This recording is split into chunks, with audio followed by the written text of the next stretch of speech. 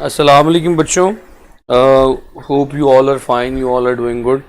अच्छा जी बच्चों, मेरी बात हुई आज आप फरहान साहब के साथ, तो इंशाल्लाह from tomorrow's onward you will be having a test, class test after after the lecture.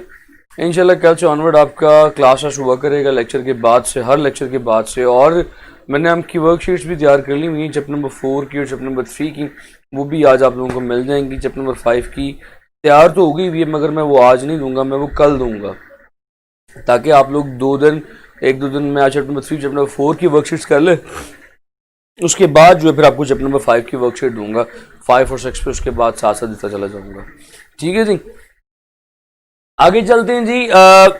8 बच्चे हो गए।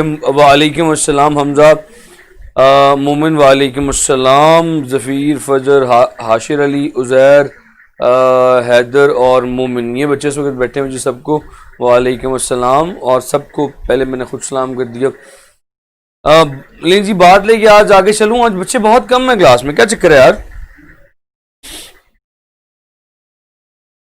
वहाब और वजाहत भी आ गए।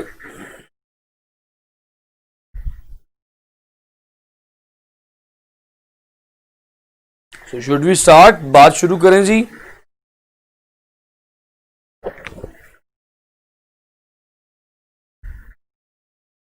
वालेकुम अस्सलाम। अच्छा जी बच्चों, लास्ट टाइम मैं आप लोगों को बता रहा था कॉम्बिनेशन ऑफ स्प्रिंग्स के बारे में। जिस तरह मैंने कहा था रेजिस्टेंस का सीरीज और पैरेलल कॉम्बिनेशन होता है, इसी तरह स्प्रिंग्स का भी सीरीज और पैरेलल कॉम्बिनेशन होता है। मैंने कहा था कि सीरीज कॉम्बिनेशन से मुराद ये है कि सपोज करें एक स्प्रिंग के साथ उसके आगे एक और स्प्रिंग, फिर उसके आगे एक और स्प्रिंग, और फिर उसके आगे मैस लेट से अटैच किया हुआ। तो ये 3 स्प्रिंग्स जो हैं they are attached in series, ये सीरीज में अटैच हैं। इसका अगर स्प्रिंग्स कांस्टेंट K1 है, इसका स्प्रिंग्स कांस्टेंट K2 है, इसका K3 है, तो भाई इक्विवेलेंट स्प्रिंग्स कांस्टेंट कैसे आएगा? याद रखिएगा, series combination of spring is same as the series combination of resistance. भाई सीरीज में लगे हुए हैं तो ये ऐड हो जाएंगे, और अगर ऐसे ही बेपनाह और लगे होते तो सारे ही ऐड हो जाते हैं। अच्छा जी, अब यहाँ पे एक सर जी नेट का इशू है बहुत, आप अपने नेट रीस्टार्ट कर लें। ऐसे ही एक सवाल आप लोगों से यहाँ पे सवाल पूछ के फिर चलता हूं। For example, 4 springs of springs constant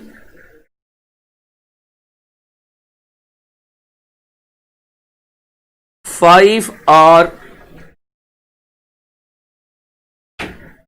अभी बड़े सिंपल सिंपल सवाल करवा रहा हूं, आर कनेक्टेड इन सीरीज, तो भाई देयर इक्विवेलेंट स्प्रिंग्स कांस्टेंट क्या होगा? ऑप्शंस देता हूं।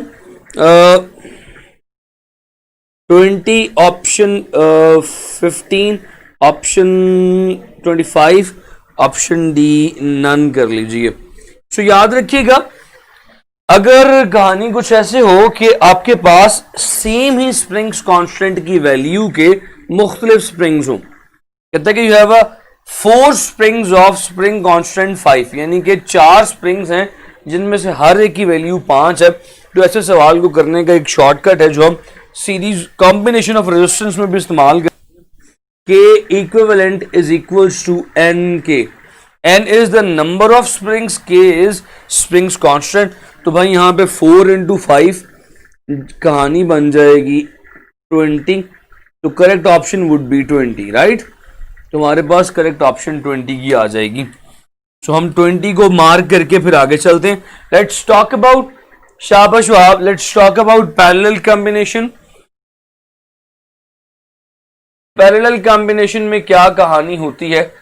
Now parallel combination of spring is very much similar to the parallel combination of resistances। मान लीजिए कि इस वक्त कहानी कुछ ऐसे है कि आपके पास 2 स्प्रिंग जो हैं they are connected in parallel,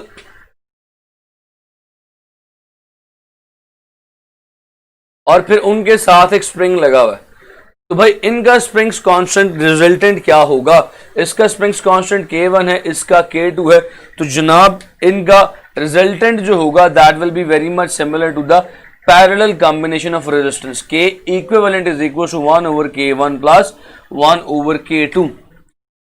ठीक है जी। मान लीजिए कि जी अब यहां पे सेम स्प्रिंग्स कांस्टेंट के स्प्रिंग्स पैरेलल में कनेक्टेड हैं, जैसे यहाँ पे सेम के सीरीज में कनेक्टेड थे, अब मान लीजिए कि सेम के पैरेलल में कनेक्टेड है। एक स्प्रिंग ये है, लेट्स से ये स्प्रिंग, एक ये है, और तीन स्प्रिंग्स मेरे पास सेम स्प्रिंग्स कांस्टेंट के पैरेलल में कनेक्टेड हैं, और आगे ये एक मास अटैच है। तो भाई इन सब का जो स्प्रिंग कांस्टेंट है, let's say the spring constant for all of these is के, सबका स्प्रिंग्स कांस्टेंट यहाँ पे के, इसका भी के, इसका भी के, इसका भी के, तो इक्विवेलेंट स्प्रिंग्स कांस्टेंट क्या होगा? याद रखिएगा, अगर सेम स्प्रिंग्स कांस्टेंट के स्प्रिंग्स पैरेलल में लगे हों तो इक्विवेलेंट स्प्रिंग्स कांस्टेंट का फॉर्मूला सेम के लिए है के बाय एन। तो अब यहां पे तीन लगे हुए हैं, तो इसके लिए वैल्यू आ जाएगी इक्विवेलेंट की K by 3 is the equivalent springs constant.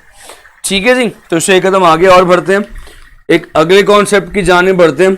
अब मैं जरा मुश्किल बातें शुरू करने लगा हूं, टेक्निकल पॉइंट्स की तरफ आने लगा हूं। एक सवाल जरा टेक्निकल जो मेरे पास मौजूद है इस वक्त, जरा वो देख लीजिएगा।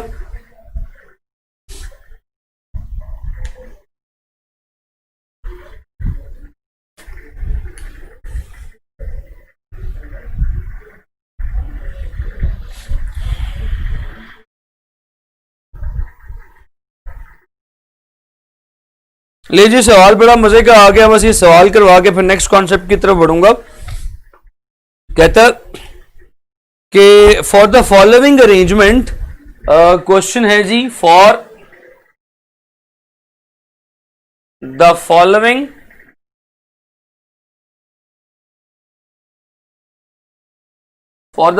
arrangement, mass m is attached with a springs constant, with every spring of springs constant k,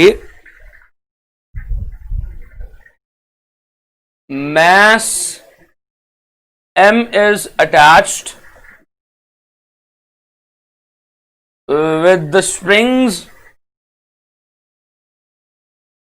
having springs constant k for each if capital T is the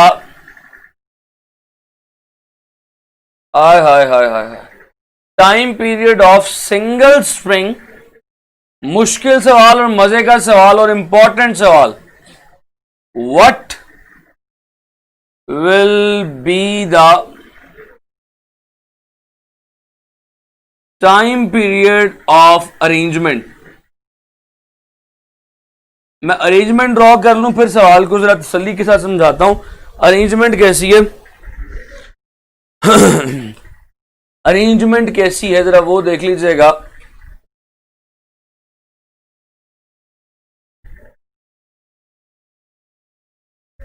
arrangement है कुछ ऐसी,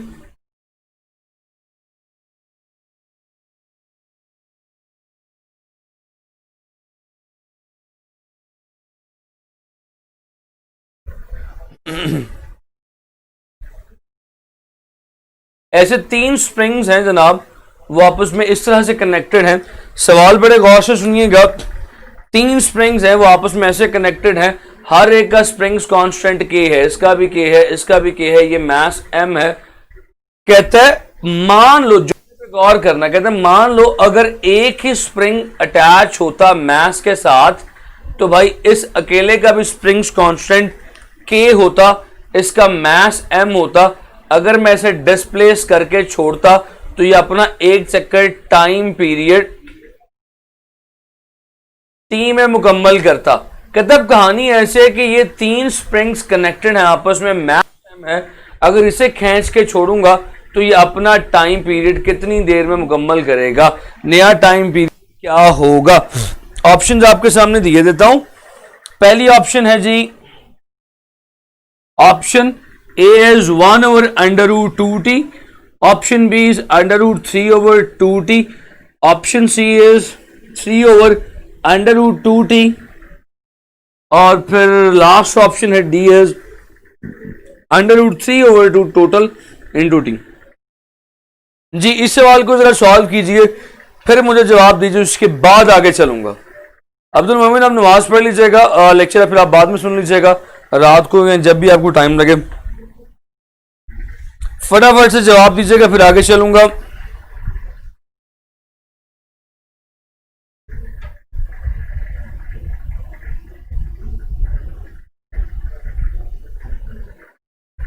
जल्दी से शाबाश, जल्दी से टाइम दीजिए, जवाब दीजिएगा इसका।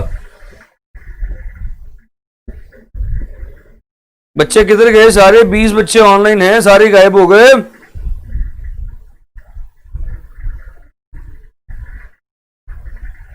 डी, ओके, शाबाश Abu Bakar, how D,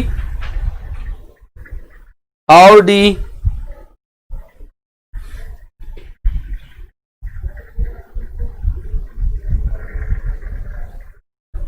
D कैसे जनाब? फॉर्मूला कौन सा यूज करें, यही तो सोचना है फरवा, यही तो सवाल है बेटी, यही तो मजे का पॉइंट है। देखिए फरवा, और बाकी बच्चों के लिए जिन्होंने अभी तक सॉल्व नहीं किया उनके लिए मैं बता दूं फॉर्मूला कौन सा इस्तेमाल करना है। देखिए सिंगल का टाइम पीरियड टी है, टाइम पीरियड बेटी होता क्या है, T is equal to 2 pi under root K over M K M over K, क्या होता है 2 pi under root M over K. इसका स्प्रिंग कांस्टेंट के था, मास एम था, तो टाइम पीरियड टी निकल आया। अगर आप इस सारे का springs constant, equivalent springs constant calculate कर लें, तो अगर आप इक्विवेलेंट स्प्रिंग्स कांस्टेंट कैलकुलेट करने में कामयाब हो जाएंगी, so after that you can calculate the final result. अच्छा यार बच्चों, एक मैंने भी देखा, मैंने एक यहां पे गलती कर दी, एक मिस्टेक होगी जी, ठहर जाइएगा जरा। मिस्टेक आप लोगों ने भी नहीं मुझे बताई। सीरीज के लिए ऑपोजिट है फॉर्मूला, एक छोटी सी मिस्टेक होगी, चलें अच्छी बात है, मैंने पहली मिस्टेक यहां पे पकड़ ली। सीरीज के केस में जब स्प्रिंग्स कांस्टेंट बढ़ते चले जाते हैं, तो आपको बताया था कि स्प्रिंग सॉफ्ट होता जाता है, उसको खींचना आसान है। मैंने अभी मेरे ज़हन में एक पॉइंट आया, अभी इसी बात है, क्योंकि मैं सवाल को सॉल्व करने लगा था, साथ ही मेरे ज़हन में पॉइंट आ गया। मैंने कहा था कि अगर स्प्रिंग छोटा होगा तो उसे खींचना मुश्किल है, छोटे स्प्रिंग का स्प्रिंग्स कांस्टेंट ग्रेटर होता है, बड़े स्प्रिंग का स्प्रिंग्स कांस्टेंट छोटा होता है। तो याद रखिएगा कि भाई अगर तो सीरीज में कनेक्टेड है तो फॉर्मूला हो जाएगा 1 ओवर के, उल्टा हो गया थोड़ा सा, सीरीज के लिए पैरेलल के लिए सीरीज में चला गया, फॉर्मूला हो जाएगा 1 ओवर के 1 प्लस 1 ओवर के 2 अप टू 1 ओवर के एन। थोड़ा सा फॉर्मूला जरा मिक्स हो गया था, कोई प्रॉब्लम नहीं, कोई बात नहीं। पैरेलल के केस में ये होगा, पैरेलल के केस में सीरीज वाला लगना था, चलें टाइमली पता चल गया, सवाल करवाने के बाद नहीं पता चला। तो भाई यहां पे इक्विवेलेंट के लिए होना था K1 plus K2 up to so on. तो क्योंकि अब यहां पे ये वाले फॉर्मूलाज भी रिप्लेस हो जाएंगे, याद रखिएगा यहां पे भी दोनों बातें, जी सही रेजिस्टेंस जैसे, बस ये पॉइंट देख लीजिएगा, ये पॉइंट करेक्ट कर लीजिएगा। सीरीज के लिए अगर सेम रेजिस्टेंसेस हो, सीरीज के लिए अगर सेम रेजिस्टेंसेस हो तो कहानी कुछ ऐसे होगी, के इक्विवेलेंट फॉर सीरीज ये हो जाएगा K बाय N, जो पैरेलल के लिए किया था। तो यहां पे फॉर्मूला बन जाएगा 5/4। तो ये जल्दियों में छोटी सी मिस्टेक हो गई थी, एरर हो गया था, इसको करेक्ट कर लीजिएगा। और अगर पैरेलल में सेम कनेक्टेड होंगे तो उनके लिए फॉर्मूला जो वो सीरीज वाला जो हमने पहले लिखा था वो बन जाएगा N के, तो भाई ये हो जाना था 3 के, राइट। इसको करेक्ट कर लीजिएगा, एक छोटी सी करेक्शन होगी। बाकी मैं वो सवाल सॉल्व करने लगा था, इसलिए मुझे ये एरर, स्क्रीन को क्या हुआ स्क्रीन को जी, स्क्रीन को कुछ भी नहीं हुआ क्योंकि मैं ये सवाल करवाने लगा था, तो मुझे इसलिए याद आ गया कि मैंने एक एरर कर दी, गलती कर दी। यहां पे उस गलती को ठीक कर लीजिएगा। आपके पास दो पहले पैरेलल में अटैच है, फिर एक सीरीज में अटैच है, how would you do that, जरा गौर कीजिएगा, इसको सॉल्व करवाना सिखाने लगा हूं। अब ये के है, मैंने बताया पैरेलल में लगे हूं तो सिंपली ऐड कर देना, आपके सामने फॉर्मूला लिखा हुआ है। तो भाई इन दोनों को ऐड करके इन दोनों का इक्विवेलेंट क्या होगा जरा देखिएगा गौर से, simple step by step solve करने लगा हूं। सो ऊपर जो था वो के का, और जो नीचे नया लगा इक्विवेलेंट का, दोनों की वजह से वो क्या हो जाएगा, that will B of 2k, क्योंकि बताया था कि अगर पैरेलल में कनेक्टेड हो, तो हमारे पास 2k आ जाता है। सर एरर छोटे मोटे आ जाते हैं, चलो देखो मिस्टेक सही तो हो गई, ठीक है। इफ दिस इज के ऐड हो गया तो 2k आ गया, ठीक है जी।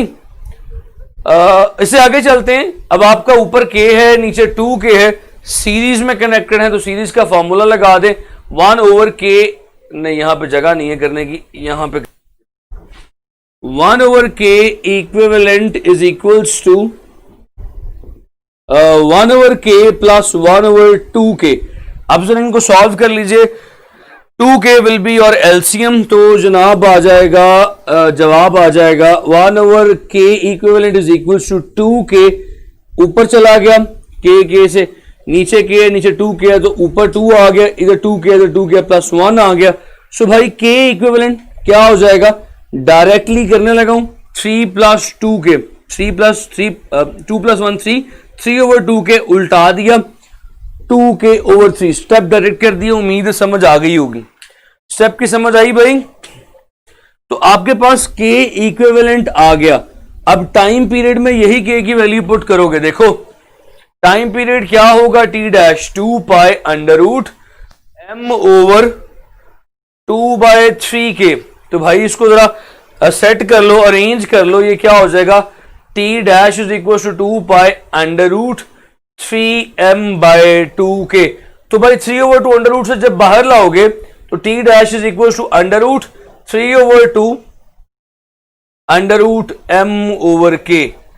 तो देखो बाकी सारा के सारा फॉर्मूला एज इट इज था, सिर्फ ये अंडर रूट 3/2 बाहर आ गया, तो फाइनली निकल आएगा t dash is equal to under root 3/2t।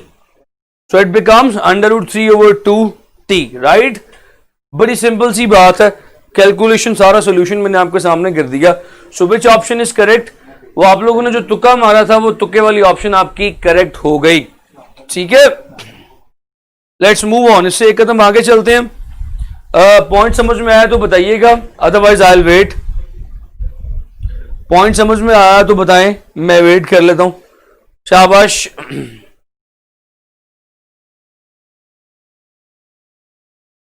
I am standing here, मैं आपके कमेंट्स का वेट कर रहा हूं। आपको पॉइंट समझ में आया है उसके बाद आगे चलूंगा, अदरवाइज आई कैन वेट।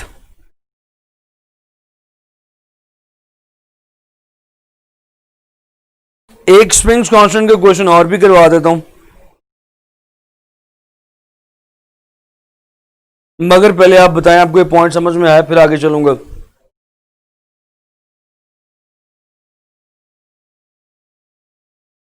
शाबाश आप, बाकी बच्चे भी जरा शाबाश बता दीजिए। ओ जबरदस्त, ठीक हो गया। चलें एक छोटा सा क्वेश्चन स्प्रिंग्स कांस्टेंट पे और करवा देता हूं, फिर इससे आगे मूव ऑन करते हैं। कुछ और नए कॉन्सेप्ट हैं जिन्हें देखना है।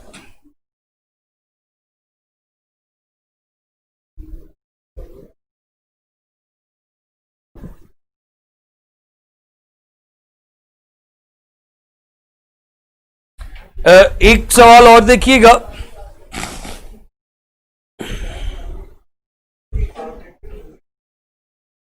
सवाल है जी, A spring of springs constant K is split into 2 parts। बड़ा पसंदीदा सवाल है मेरा, और कॉमन मिस्टेक बच्चे करते हैं इसमें, 99.9% बच्चे मिस्टेक करते हैं। A springs constant K spring has been divided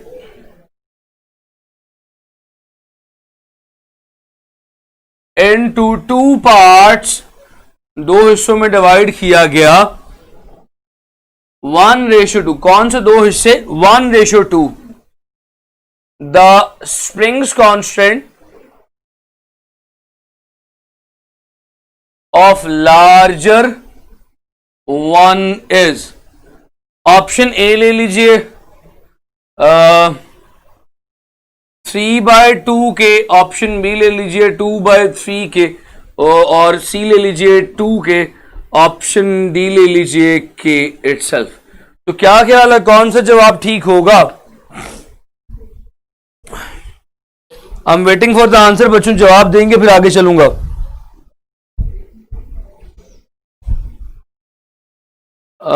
moment को वो मैंने रिमूव कर दिया। चले मैं एंड पे कोशिश करता हूँ कि क्लियर करता हूँ। मैं इसलिए थोड़ा सा वेट करता हूँ बच्चों का कि बच्चे जवाब दे दें। तो अगर प्रॉब्लम हुआ, अगर समझ ना आएगा तो मेरे मिटाने से पहले फौरन जवाब दे दिया करें। जी अफान जी 5/4 मैंने वो देखें लिख दी है, वो सामने लिख दी है, still written on the screen. जी अफान ठीक कहा आपने। जी इसका क्या ख्याल है, इसका जवाब क्या होगा? जरा जवाब बताने की कोशिश कीजिएगा तमाम बच्चे।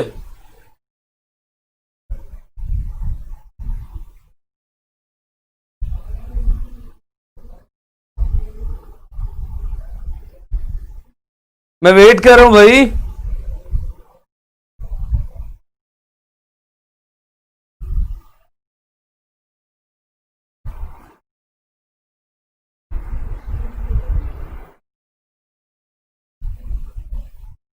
शाबाश। इतनी बिल्कुल सिंपल सा क्वेश्चन है। मिलते हैं, प्लीज फिक्स दिस। देखिए अगर मुझे मैसेज देर से मिलते हैं ना तो फिर आपको मेरी वीडियो भी थोड़ी देर से मिलनी चाहिए। तो दोनों देर जो दोनों टाइम डायलेशन से मिलके डिफरेंस इतना ज़्यादा नहीं आना चाहिए। मुझे लगता है कि डिफरेंस ज़्यादा है। वहां एमसीक्यू, चलें वहां को मैं एमसीक्यू समझाता हूँ। वहां क्वेश्चन कुछ इस तरह का है, आज स्प्रिंग्स कांस्टेंट, एक स्प्रिंग है जिसका स्प्रिंग कांस्टेंट के है, उसे तोड़ दिया गया, उसे डिवाइड कर दिया गया दो पार्ट्स में। उन दो पार्ट्स की रेशो है ऐसे 1:, यानी कि यूं समझ लीजिए, समझाने के लिए बता रहा हूं।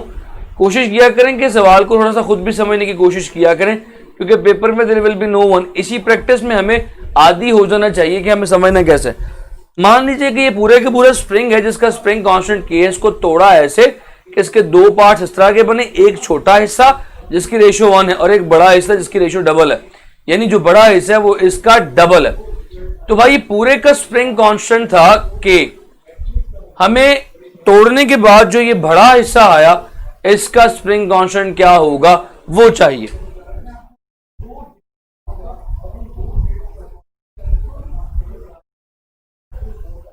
थर्टी सेकेंड बाद, तो 30 सेकेंड यार बहुत ज्यादा लेट टाइम है ना। B is the right option, 2/3 K. Okay Farwa how, सही ने भी बी कहा। How can you tell me कि भाई कैसे?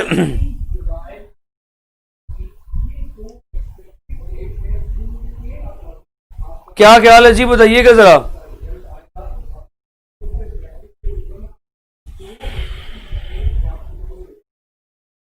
मुझे इसका थोड़ा सा जवाब एक्सप्लेन कीजिएगा।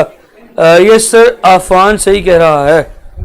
ए 3/2 के, राइट। अच्छा अबू बकर 2 के कैसे? आप 2 रेशो की वजह से कह रहे। हमजा डी क्या है जी? हमजा ने कहा डी के। हमने देखिए आपको थोड़ा सा पॉइंट यहां पे क्लियर होना चाहिए कि के तो बिल्कुल भी नहीं हो सकता। उसकी वजह यह है कि स्प्रिंग कांस्टेंट असल के था, आपने उसे आधा कर दिया, कम कर दिया। तो एक पॉइंट तो यहां से क्लियर होना चाहिए कि भाई जब स्प्रिंग कांस्टेंट को तोड़ा गया, स्प्रिंग को तोड़ा गया, मैंने ये बात कल लिखी थी, छोटे होते बताई थी कि जो स्प्रिंग कांस्टेंट है के, that is directly inversely proportional to the length. तो देखो अगर पूरा के लेंथ का था, उसे बीच से तोड़ा गया, आधा किया गया, उसके डिफरेंट पार्ट्स बनाए गए, तो आपने लेंथ तो कम कर दी है। तो आपने लेंथ तो कम कर दी है, तो क्या स्प्रिंग कांस्टेंट बढ़ना नहीं चाहिए? अमानत ए, अब्दुल मोहिमिन सी क्या है जी? 2 के। कैसे अब्दुल मोहिमिन? बी 2/3 के।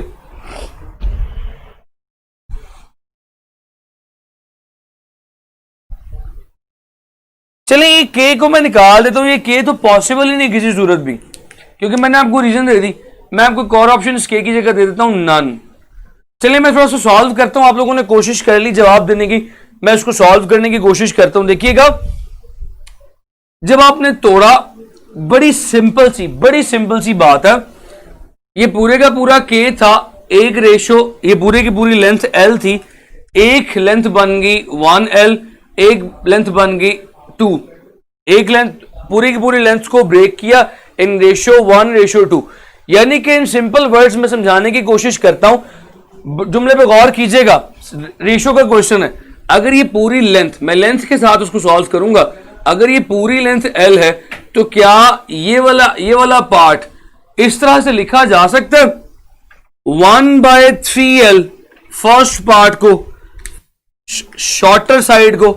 जरा ये बताएं पहले, ये पॉइंट समझ आया? शॉर्टर साइड के लिए ये लिखा जा सकता है, शॉर्टर साइड की लेंथ ये लिखी जा सकती है। पहले मुझे ये बताएं, ये पॉइंट समझ में आया? मैंने क्या किया, मैं साथ साथ लेके चलता हूं, पहले मुझे बताएं ये पॉइंट समझ में आया? ये एमसीक्यू इंतहाई सिंपल है, मगर बहुत सारे बच्चे गलतियां करते हैं, जिस तरह से गलतियां आप कर रहे हैं इसमें। ये पॉइंट समझ में आया क्या? देखिए, हमने पूरी लेंथ को तोड़ा 1:2 में, टोटल रेशियो 3 बन गई, तो भाई उस 3 में से ये पहली रेशियो 1/3L बन गई। पॉइंट समझ में आया? यहां तक बताइएगा मुझे यार, कमेंट इतने लेट मिलते हैं, मुझे सवाल पूछ के सो जाना। ओके, अफाने कहती जी सही। और जो लार्जर साइड है उसके लिए ये पॉइंट समझ में आता है। For larger side what it will become, क्या बन जाएगा? ये side L' will become 2/3L। अगर ऊपर वाली 1/3 कैसे आया सर? देखें हमजा कैसे आया, हमने असल में इस असल लेंथ के 3 हिस्से किए बराबर, उन 3 में से एक हिस्सा ये था, 2 हिस्से ये थे, तो टोटल, क्योंकि 2 का मतलब क्या होता है, 1:2 का मतलब ये है साइड वन साइड का डबल है। तो हमने क्या कर दिया, पूरी लेंथ को 3 हिस्सों में डिवाइड कर दिया, तो 3 हिस्से ये 1:1:1, ये साइड्स इक्वल है। क्योंकि ये साइड डबल है इस साइड का, ये साइड सिर्फ एक हिस्सा है, तो तीनों में से सिर्फ ये एक हिस्सा है, तो 1/3 कह रहे हैं फ्रैक्शन का। जैसे अगर आप 100 को 3 हिस्सों में डिवाइड करें तो 100 के जो 3 हिस्से बनेंगे वो 33% बनेंगे। सिंपल जी, 1/2 की exactly A answer I think. Asadullah चलते हैं आगे, देखते हैं आंसर क्या है।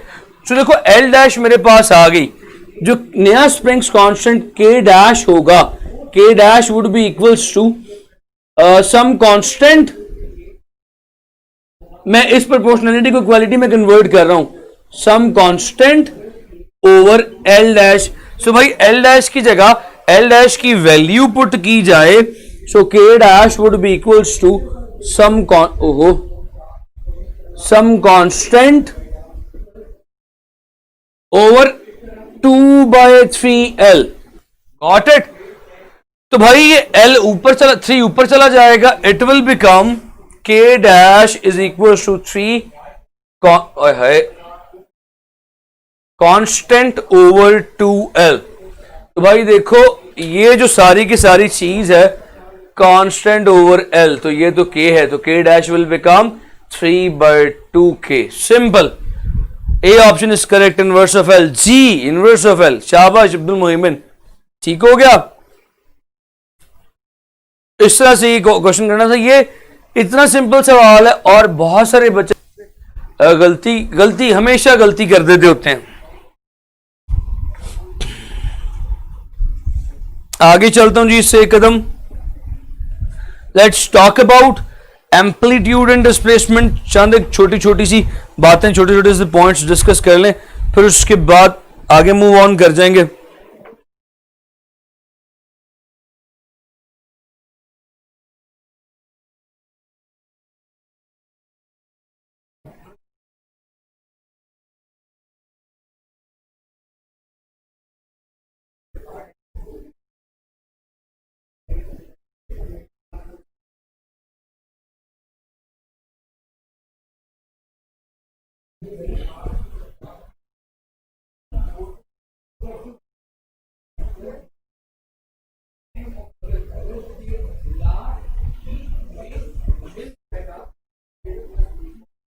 सही, बिल्कुल, इसमें हम डायरेक्ट भी कर सकते हैं, लेकिन डायरेक्ट जो काम मैं अक्सर कर दिया करता हूँ, मेरे अक्सर बहुत सारे बच्चों को समझ में नहीं आता। सो मैं तो ये डायरेक्ट सवाल भी सही, जब आपने बात डायरेक्ट की करते, तो मैं आपको बता देता हूँ, मैं ये सवाल सारे के सारे इतनी कैलकुलेशन किए बगैर डायरेक्ट भी कैसे कर सकता था। अब आपके लिए खास तौर पे बता रहा हूँ कि ये सवाल डायरेक्ट कैसे हो सकता था। जब मैंने आपको बताया कि एक स्प्रिंग के 2 हिस्से किए, शुरू में जो एमसीक्यूज बताया था पहले दिन, तो मैंने कहा था स्प्रिंग के एक हिस्से के था जिसके उसके दो हिस्से किए, तो हर हिस्से का स्प्रिंग्स कांस्टेंट क्या हो जाएगा, 2k हो जाएगा, बढ़ गया। अब जब हम हिस्से आधे आधे नहीं कर रहे, 1:2 के साथ कर रहे हैं, तो भाई इस वाले का स्प्रिंग्स कांस्टेंट ज्यादा होगा, इस लार्जर वाले का कम होगा, तो हमने इसका 3/2k बना लिया। सिंपल। हम इसको बगैर कैलकुलेशन के भी कर सकते थे, इवन विदाउट, ये भी मैंने आपको सॉल्व करने के लिए माइंड में भी, ब्रेन में भी सारी कैलकुलेशन की जा सकती थी, लेकिन क्योंकि हर बच्चे को समझाना था पॉइंट, तो इसलिए फिर मैंने सबको साथ लेके चलने की कोशिश की। अच्छा जी, इसके बाद the next topic is, the next point actually is displacement and amplitude.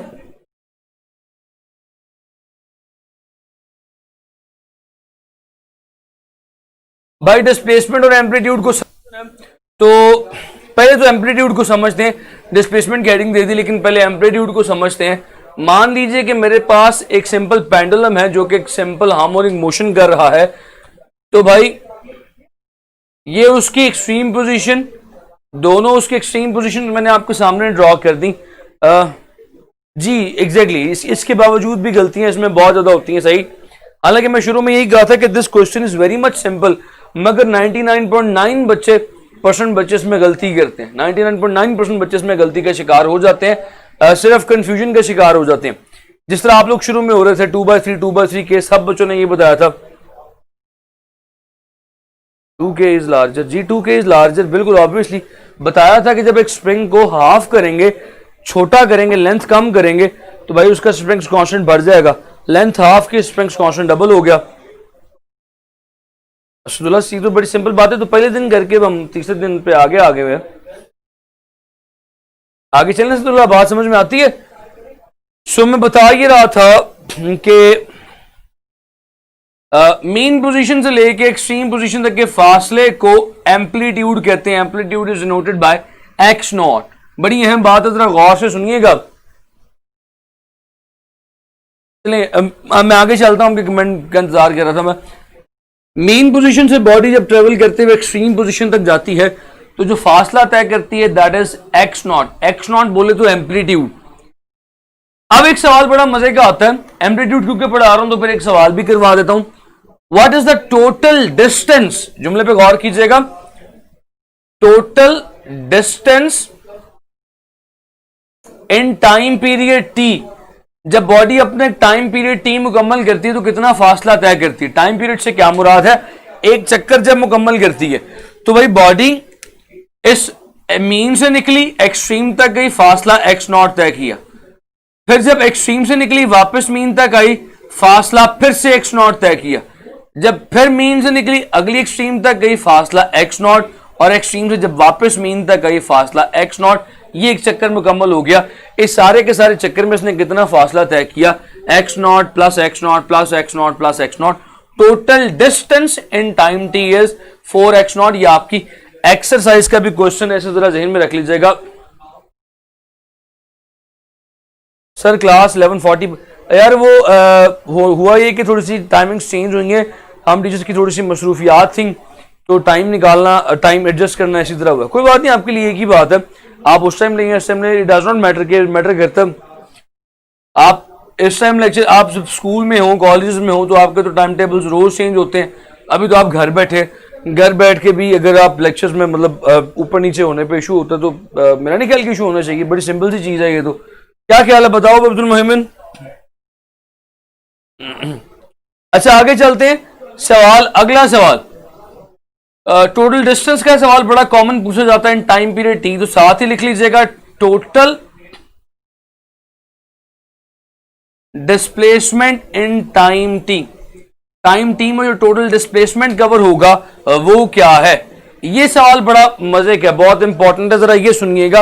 अब बच्चों को आमतौर पर टोटल डिस्प्लेसमेंट का बताया जाता है, टोटल डिस्टेंस का बताया जाता है, और टोटल डिस्प्लेसमेंट पेपर में आ जाता है, और वो सारे के सारे फिर से वही गलती करके आते हैं जैसे पिछली सवाल में हमने की थी, कॉमन मिस्टेक।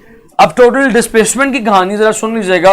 वही आपके पास एक सिंपल पेंडुलम है, और ये दो उसकी एक्सट्रीम पोजीशंस हैं। अब यहां पे क्या होगा डिस्प्लेसमेंट के केस में, याद रखिएगा, बैटरी लो। हद हो गई यार। हमारे पास जो रिजल्ट है वो मैट्रिक का अनाउंस किया जाएगा, लेकिन at the end of the September या फिर मिड ऑफ सितंबर में आप लोगों का जो रिजल्ट है वो बैटरी अनाउंस किया जाएगा जनाब, इंटर का रिजल्ट। तो बैटरी का मैंने कह दिया मशीनरी होती, जब तक बैटरी चल रही है तो क्या सुनते चले जाएं भाई। यहां पे देखिएगा क्या कहानी होनी है।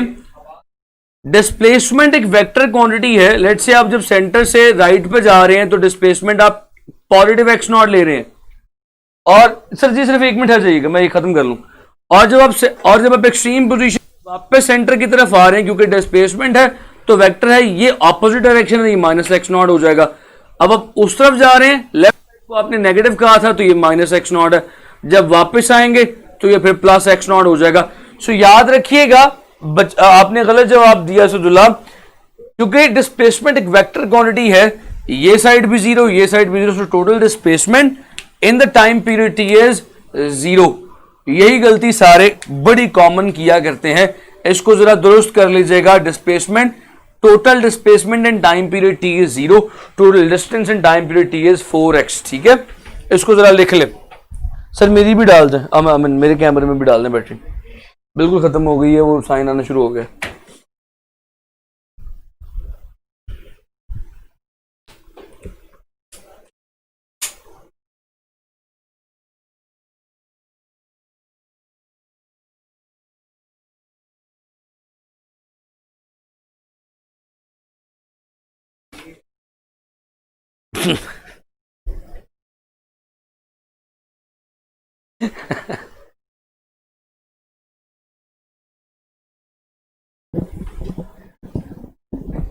बच्चों battery has been changed right. Sir इधर घुमाइएगा स्क्रीन में इधर थोड़ी सी। 0-0 शाबाश अब्दुल्ला, तुमने गुस्सा ही कर लिया। असदुल्ला भी 0 शाबाश, मोहमिन भी 0 शाबाश। गुड, बड़ा सिंपल सा पॉइंट था। अच्छा बाकी इंस्टेंटेनियस डिस्प्लेसमेंट के ऊपर आता हूं। सपोज कर लीजिए जिसको हमने भी पढ़ना है, what is meant bye instantaneous displacement. Suppose कर लीजिए कि ये वही सिंपल पेंडुलम है, ये इस वक्त जिस पोजीशन पे है that is it's mean position, और मीन पोजीशन से मूव करके ये एक्सट्रीम पोजीशन की तरफ आया। जुमले पे गौर कीजिएगा, बड़ी अहम बात करने लगा हूं। हम ये मानते हैं, हम ये जानते हैं कि मीन पोजीशन से लेके एक्सट्रीम पोजीशन तक के फासले को हम एम्पलीट्यूड यानी एक्स नॉट बोलते हैं। अब मान लीजिए कि बॉडी मीन पोजीशन से निकल चुकी है, एक्सट्रीम पोजीशन तक नहीं पहुंची, अभी बीच में कहीं पे है, किसी भी इंस्टेंट पे है, उस वक्त जो इसका मीन पोजीशन से फासला होगा that is called as X. X means instantaneous displacement. Now how can you define instantaneous displacement? आप इसे डिफाइन कैसे कर सकते हैं? फॉर्मूला कौन सा यूज किया?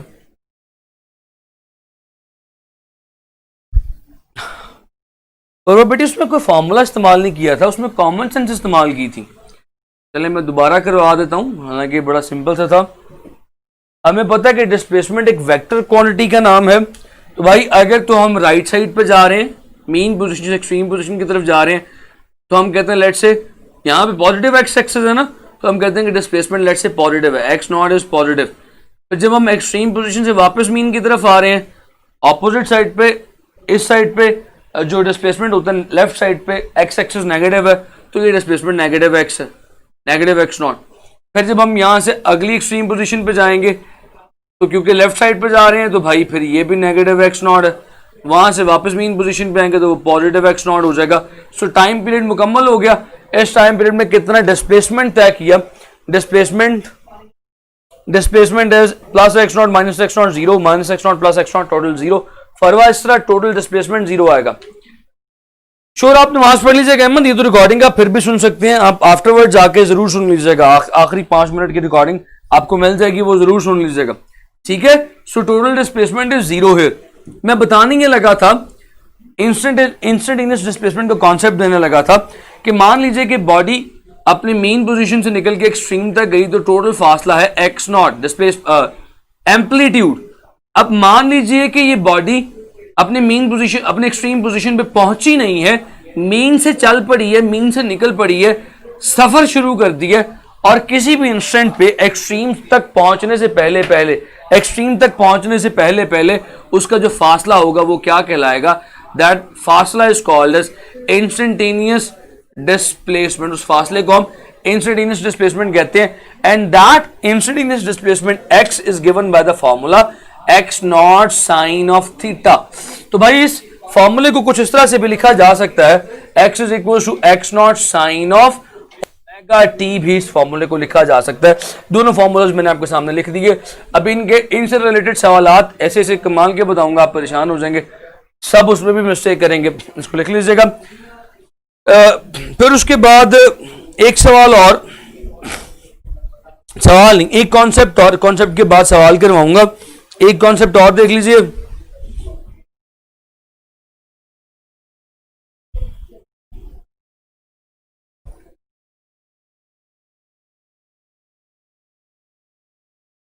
एक कॉन्सेप्ट और देख लीजिए, कॉन्सेप्ट है टाइम पीरियड का। टाइम पीरियड क्योंकि आपको पता है, लिहाजा उस पर देर नहीं लगाऊंगा, डायरेक्ट सवाल पे आऊंगा। What is meant by time period? So time required by the body to move to complete its one cycle, body को अपना एक चक्कर मुकम्मल करने में, सिंपल हार्मोनिक मोशन का एक साइकिल कंप्लीट करने में, मीन से निकली एक्सट्रीम तक, एक्सट्रीम से वापस मीन तक, मीन से अगली एक्सट्रीम तक, फिर वापस मीन तक, ये सारे का सारा टाइम, ये सारे का सारा चक्कर उसने जितने टाइम में तय किया उसे टाइम पीरियड कहते हैं। और टाइम पीरियड का इनवर्स, जी जी बिल्कुल, नमाज पढ़िए आप, मैं तो नमाज ऑब्वियसली पढ़ूंगा अभी। सो भाई जितनी देर में ये चक्कर मुकम्मल करेगी उस टाइम को टाइम पीरियड कहते हैं। और उस टाइम का जो इनवर्स है, that inverse is called as frequency. So यहां से याद रखिएगा फ्रीक्वेंसी क्या है, वो इनवर्स ऑफ टाइम पीरियड है।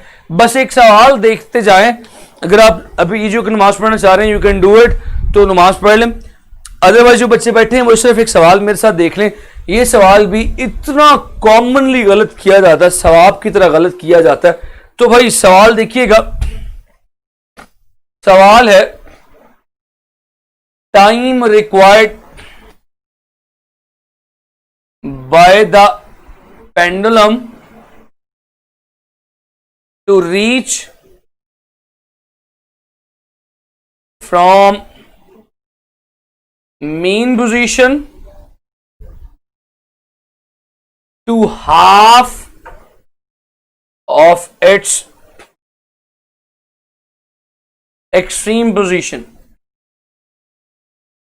ऑप्शन ए देता हूं T/4, B option T/8, C option T/60, T/6, D option T/12। लें जी, तुक्के लगाएं, तुक्के लगाओ मुसलमानों। ओहो, अभी तो पिछला टॉपिक भी स्प्रिंग्स कांस्टेंट का था, स्प्रिंग का नहीं था।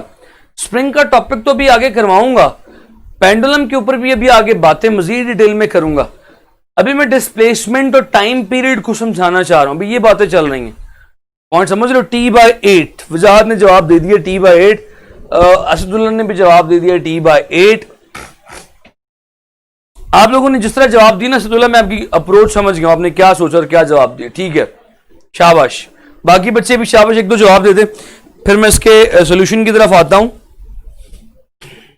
चले, जिन बच्चों को तो सवाल समझ में नहीं आया उन बच्चों को जरा सवाल समझा दूं। इसी डायग्राम पर सवाल समझाने की कोशिश करता हूं। कहता है एक पेंडुलम को मीन पोजीशन से निकल के हाफ ऑफ एक्सट्रीम, यानी पूरी एक्सट्रीम का हाफ, यानी x0/2 तक आने में कितना टाइम लगता है, यह सवाल है। चाहे एक दो बच्चों ने जनाब half of T/4, half of T/4 किसे कहते हैं अब्दुल मोमिन? हाफ ऑफ T/4 कहते हैं T/8 को। फरवा ने जवाब दिया ए, अब्दुल मोमिन ने भी बी दे दिया। सईद का कुछ रह गया ऊपर, सईद का कमेंट जरा मैं देख लूं। सईद भाई क्या बोला आपने? डिस्प्लेसमेंट स्प्रिंग्स कांस्टेंट के भाई डिस्प्लेसमेंट स्प्रिंग्स के केस में भी वही है। यहां पर समझाना जरा आसान देखें, डिस्प्लेसमेंट हर सिंपल हार्मोनिक मोशन में वही है। इसलिए मैंने कहा कि मैं भी स्प्रिंग्स और पेंडुलम नहीं समझा रहा, मैं जनरल चीजें समझा रहा हूं। आप इस सवाल को यहां पे चलें, पेंडुलम मिटा दें, ये लिख लें, बात तो एक ही रहेगी। मैं इस वक्त टाइम कांस्टेंट समझाना चाह रहा हूं। Time period required by the pendulum को काट के कर दें, स्प्रिंग, मैस, स्प्रिंग सिस्टम, इससे कोई फर्क नहीं पड़ेगा। आप चाहे इस पॉइंट ऑफ व्यू से कर लें चाहे उस पॉइंट ऑफ व्यू से कर लें, बात सेम रहेगी। असल में जो कॉन्सेप्ट छुपा है, मैंने यही पहले दिन ओरिएंटेशन में भी यही कहा था कि हमारा मकसद ये है कि हम सवाल में से कीवर्ड तलाश करें। इस वक्त सवाल में कीवर्ड मैच स्प्रिंग सिस्टम या पेंडुलम नहीं है। इस वक्त सवाल में कीवर्ड एक तो टाइम रिक्वायर्ड यानी टाइम पीरियड का कीवर्ड है जो चीज हमने निकालनी है, दूसरा कीवर्ड है half of its mean position. भाई ये दो कीवर्ड्स हैं। अब चाहे पेंडुलम समझ के कर लो चाहे मैच स्प्रिंग समझ के कर लो, कोई फर्क नहीं पड़ता। ये पॉइंट बड़ा अहम है, आपने यहां पे कंफ्यूज नहीं होना। तो आप कह रहे हो कि डिस्प्लेसमेंट उसके हवाले से नहीं करवाएंगे, उसके हवाले से कर लें। उसमें भी ऐसे ही था, मैंने वहां पे उस जो डिस्प्लेसमेंट मैंने पढ़ाया, मैंने कहा था कि पूरे एक चक्कर के लिए डिस्प्लेसमेंट 0 है। तो भाई मैच स्प्रिंग सिस्टम के केस में भी वो बात दुरुस्त है, पेंडुलम के केस में भी वो बात दुरुस्त है, बॉल बाउल सिस्टम के केस में भी वो बात दुरुस्त है, कैंटिलीवर बीम के केस में भी वो बात दुरुस्त है। शुरू में बताया था कि स्ट्रिंग ऑफ गिटार के केस में भी वो बात दुरुस्त है। जहां जहां सिंपल हार्मोनिक मोशन आएगा वहां वहां displacement in a total time period t is always 0. Distance in a total time period t is 4x naught, 4 times the amplitude. हर जगह डिस्प्लेसमेंट और टाइम पीरियड की बात सेम है बशर्ते के मोशन सिंपल हार्मोनिक हो। बात समझ में आई सही? आपके लिए इतनी लंबी तकरीर उम्मीद है कि समझ में आ गई होगी। ले जी, ये सवाल है। अच्छा, अब यहां पे बच्चे गलती क्या करते हैं जरा सुनिएगा, बस ये आखिरी सवाल, उसके बाद बात खत्म करने लगा हूं। हम यहां पे कॉमन मिस्टेक ये करते हैं, हम जानते हैं कि ये पूरे का पूरा motion that is done, that is covered, कितना कौन सा मोशन, मीन से एक्सट्रीम, एक्सट्रीम से मीन, मीन से एक्सट्रीम, एक्सट्रीम से mean, this complete motion is done in time period T. अब सिर्फ मीन से एक्सट्रीम तक कितना होगा, मीन से एक्सट्रीम तक ऑब्वियसली t/4 होगा, चौथा हिस्सा है। मैंने क्या कहा था, एक हिस्सा मीन से एक्सट्रीम, दूसरा एक्सट्रीम से मीन, मीन से एक्सट्रीम, तीसरा एक्सट्रीम से वापस मीन, चौथा, तो 4 हिस्से हो गए ना। ये पहला हिस्सा पहला, ये t/4 है। सो आप कह रहे थे कि अगर मीन से एक्सट्रीम तक जाना है तो t/4 चाहिए, आधे तक आना है तो इसको भी आधा कर लो, t/8। सो 90% आबादी का जवाब t/8 है, जो गलत है। यही जवाब सारे देते हैं, ये गलत जवाब है। सो मुबारक हो, आपका जवाब भी गलत हो गया। अब सही जवाब क्या है, मैंने कहा था इसमें भी 90% लोग गलत जवाब देते हैं, और अगर मैं 100% बच्चों से सवाल करवाऊंगा ना तो 100% बच्चे ऑलमोस्ट गलत जवाब देंगे। आपने इसे करना कैसे था, आपने ये फॉर्मूला इसलिए लिखवाया था कि इसे इस्तेमाल किया जाए, ये सब देखने के लिए, इसको चूम के आंखों के साथ लगाने के लिए नहीं लिखवाया था, इसी को इस्तेमाल करके जवाब देना। फॉर्मूला क्या, x is equal to x naught sine of omega T. इस फॉर्मूले में जरा वैल्यूज पुट करता हूं, देखो कैसे।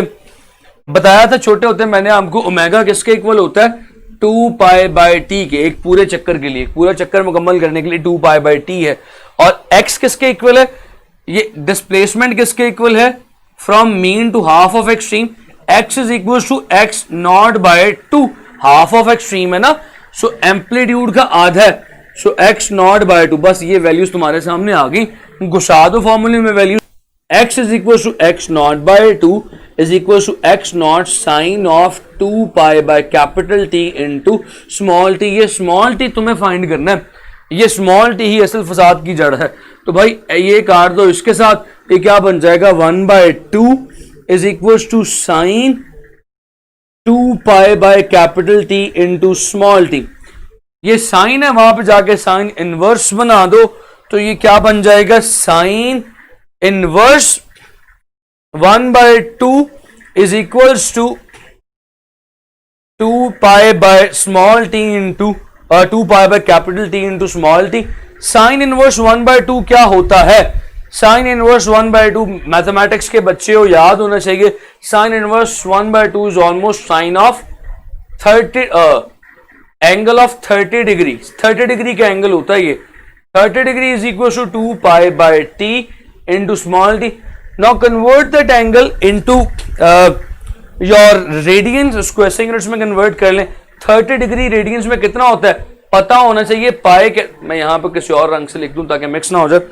पता होना चाहिए कि हम भाई पाई कहते हैं 180 डिग्री को, तो 30 लाना है, कितने पे डिवाइड करूं, उसको 6 पे डिवाइड करूंगा, तो π/6 इज 30 डिग्री। साथ साथ ये भी बताता जा रहा हूं अखलाकी तौर पे सो ये बन जाएगा पाई बाय 6।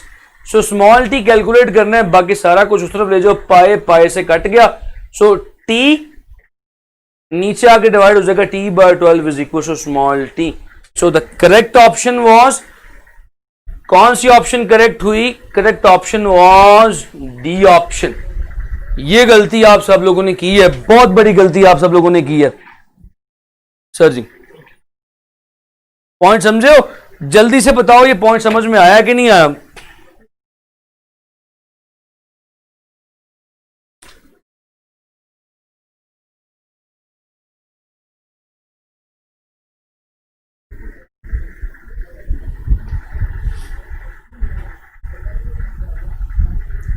वेटिंग भाई, आई एम वेटिंग।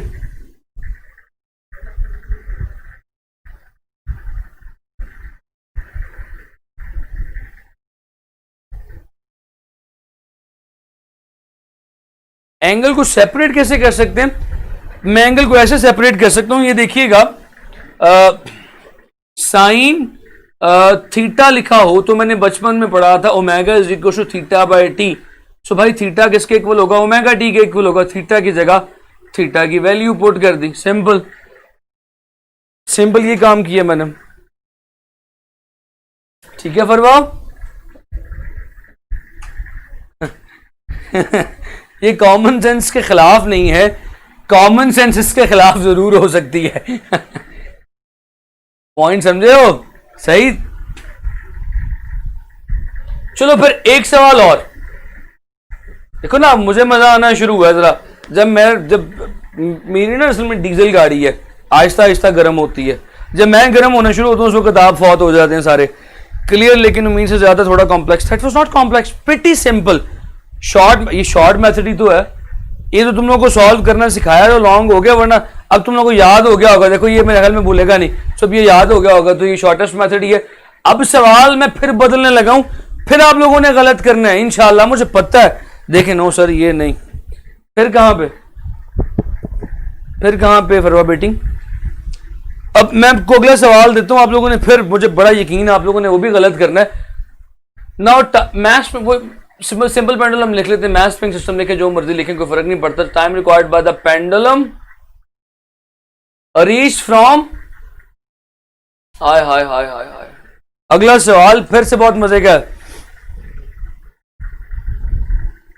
8 हिस्से नहीं है भाई, हिस्से 4 हैं। क्या हो गया है सही? क्या खा लिया तुमने आज सुबह सुबह?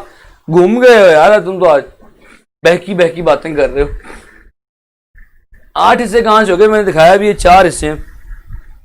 होता ये है कि जब बॉडी मीन से एक्सट्रीम की तरफ जा रही होती है, उसकी स्पीड आहिस्ता आहिस्ता कम हो रही होती है, स्लो डाउन हो रही होती है। आपको पता है एक्सट्रीम पोजीशन में बॉडी ने रेस्ट पे आना है, इसीलिए उससे मीन से एक्सट्रीम जाने तक टाइम ज्यादा लगता है। फिर हम बताएंगे, हम देखेंगे कि भाई जब वहां से बॉडी निकलेगी, एक्सट्रीम से निकलेगी, उसकी वेलोसिटी आहिस्ता आहिस्ता बढ़नी शुरू होती है। उसको एक्सट्रीम से हाफ ऑफ मीन तक आते हुए ज्यादा कम टाइम लगता है। सिंपल सी बात है। अफरवा बेटी क्या? हमारे बच्चे जो है ना बस शरारते हैं, यकीन करें, सिंपल सिंपल बातें हैं। अगला सवाल इसी तरह का, time required by the body, या पेंडुलम कह लें, मैंने इसलिए बॉडी लिख दिया, आप पेंडुलम समझ लें, आप मैथ स्प्रिंग सिस्टम समझ लें। Time required by the body to reach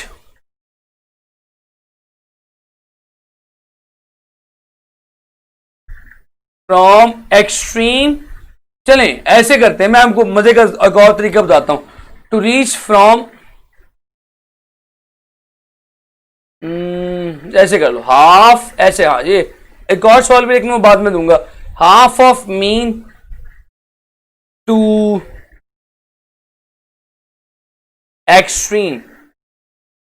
option A T by 8, option B T by 4, option C T by 12, option D T by 6।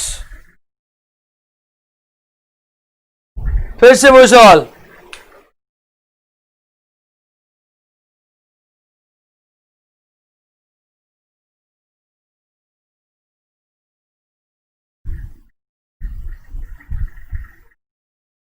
ये कॉमन सेंस की बात थी, ये वाली है सही जो मैंने बोली ना, ये कॉमन सेंस की बात बोली थी मैंने भी। विघाव असदुल्ला वही बात जो भी मैंने बोली, ठीक है। हाँ भाई, इसको कैसे करोगे? बस ये सवाल बता दो फिर बस, और नहीं करवाऊंगा, कल खत्म करना है इसको। To reach from half of mean to extreme. हाँ भाई, इसको कर दो बस, जबरदस्त। Usman T/6, T/4, Asadullah T/6, शाबाश। बाकी भी। Now this question is once again the question of common sense. बड़ा मजे का सवाल है, मैं बड़ा एंजॉय कर रहा हूं भाई यहां पे।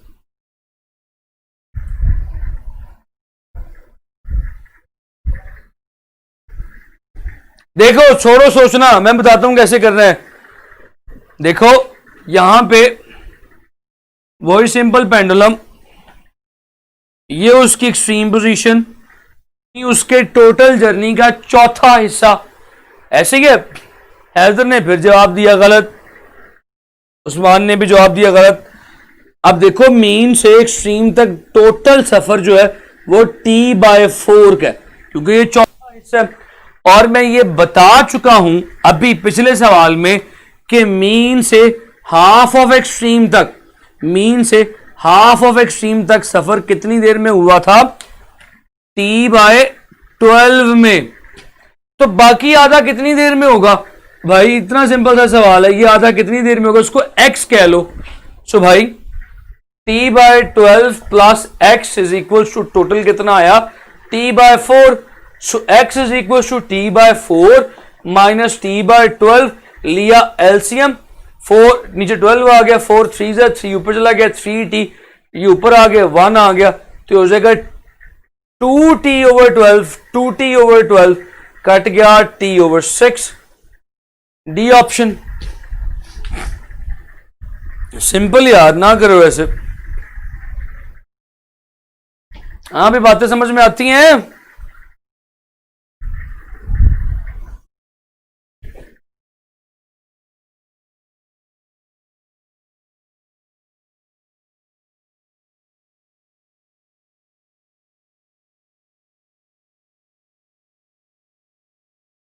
फरवा बेटी, मैं दोबारा आराम से समझाता हूं।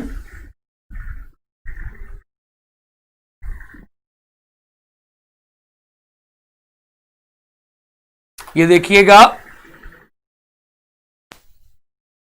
कितने हिस्से हैं फरवा, सिर्फ आपके लिए बात कर रहा हूं स्पेशली। कितने हिस्से हैं सफर के? बॉडी मीन से निकली, एक्सट्रीम तक गई, एक हिस्सा।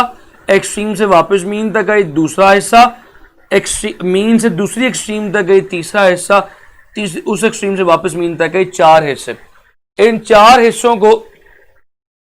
हिस्सों को पूरा करने के लिए कितना टाइम लगा? Total time t। तो एक हिस्से का कितना टाइम होगा? एक हिस्से का कितना टाइम होगा? T/4। फरवा, यहां तक बात समझ आई? वो तो हमजा मैंने भी पहले करके दिखाया यार सारा सॉल्व। हमजा आप किधर थे? उसे मैंने अभी, आप शायद बीच में ऑफलाइन हो गए होंगे, चले गए होंगे। मैंने पूरी उसकी सोल्यूशन करके, डेरिवेशन करके, फॉर्मूला लगा के दिखाया। चलिए मैं दोबारा कर, अभी टाइम होता तो मैं दोबारा करके दिखा देता हूँ। फरवा बेटी, आप कितने हैं? आपको बात समझ में आई?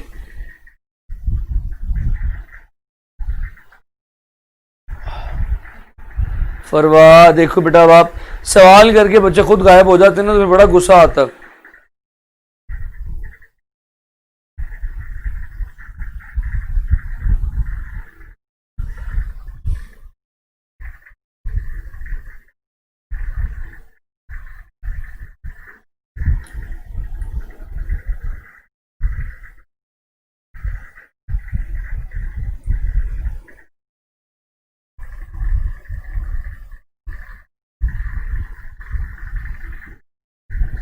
फरवा बेटा, आप किधर चले गए हो?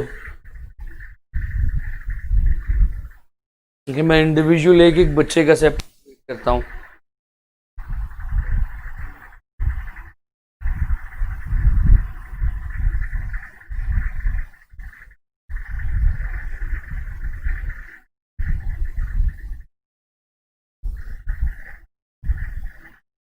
चलें ठीक है जी, हमजा के लिए बात भी पूरी कर देते हैं भाई। इसका टोटल टाइम T/4 है।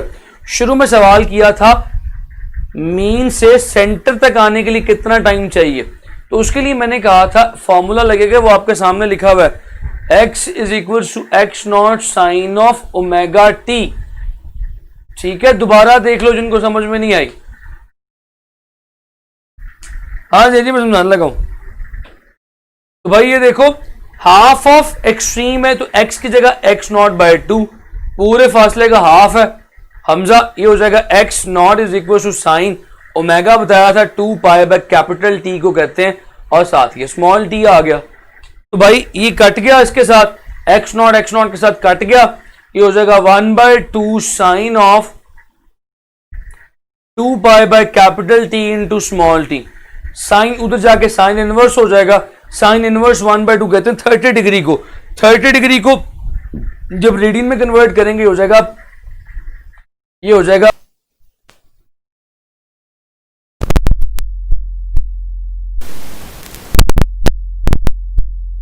तो बच्चों मैं ये दोबारा बता देता हूं, बाद इस सवाल को मैं कुछ चौथी दफा एक्सप्लेन करने लगा हूं। टोटल t/4 था, यहां से यहां जाना था x/2, x naught by 2, x naught से कैंसिल हो गया, ये 1/2 आ गया sine 2 pi by T into small T. इसमें टाइम बहुत ज्यादा वेस्ट होता है, एक सवाल का जब हम 5-5 दफा करेंगे ना तो फिर सिलेबस मुश्किल से कंप्लीट होगा।